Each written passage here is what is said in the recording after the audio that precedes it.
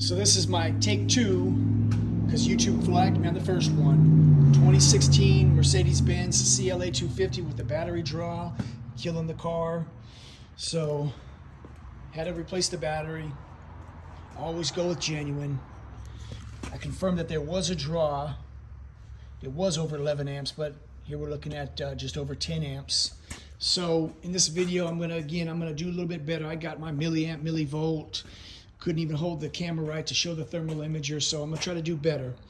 This is gonna be real quick. This does not in any way undervalue the time, effort, energy that it took to figure this one out.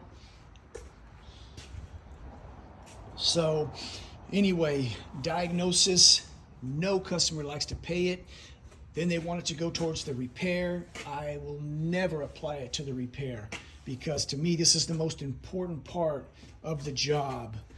You get to the AC control panel, it's easy, very easy to replace.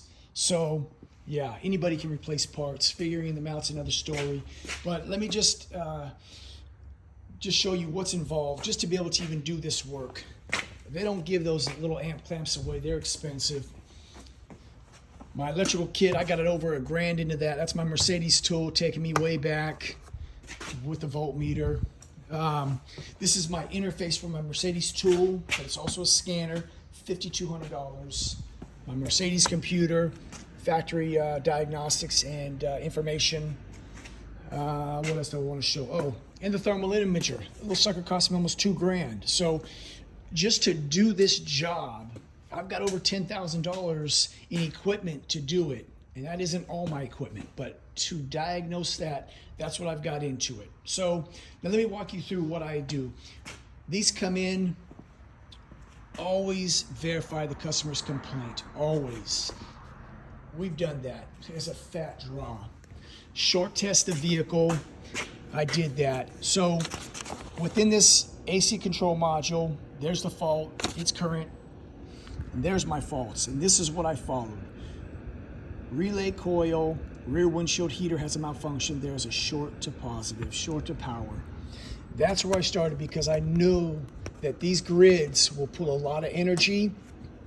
So that's what I started with. I consulted the diagram. This is the fuse box that's at the kick panel on the right side. Relay D, fuse 35. It's actually a 30 amp that's there, but there it is. This is my grid R1, and this is a little go-between that's right there at the C pillar. So I access this, and I used this tool for the first time in part of my diagnosis. So let me show you.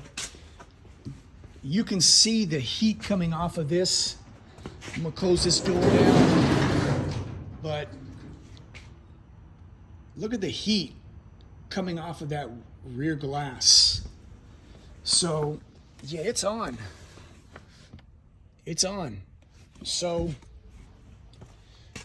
this value right here is for the relay. So I got a tool that sits up under that relay, and then there's the fuse 35, this green one here. So there's the value. Now let's look at the heat pattern. Look at the heat. So you got heat on the relay and you got heat on that fuse. It's on. So what I did in order to isolate this is the load that's pulling the energy, and it's warm. So I came in on this C pillar. I just unplugged it. Now you can unplug it on both sides. It doesn't matter. Either way, I've removed the load. Now let's look at the amp clamp. So look at how quickly that dropped. So the load is gone, but I still have a draw. Not too much. So what I did, let me just grab my tool, is as you see, that relay is still active. Still active. With that removed, I can still put my thermal imager there.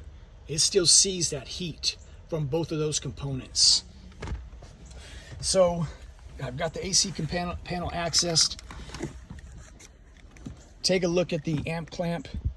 The draw is not there. I'm going to set this down, and I'm going to unplug the AC control panel, and it's gone. So what I believe is that this panel is grounding that terminal 86 and activating the relay, which is then running that rear grid. So that's that. That's my quick diagnosis. So let's come back to the battery, negative side. Let's see what it's doing. The car's asleep. That's a very good value right there. Excellent value.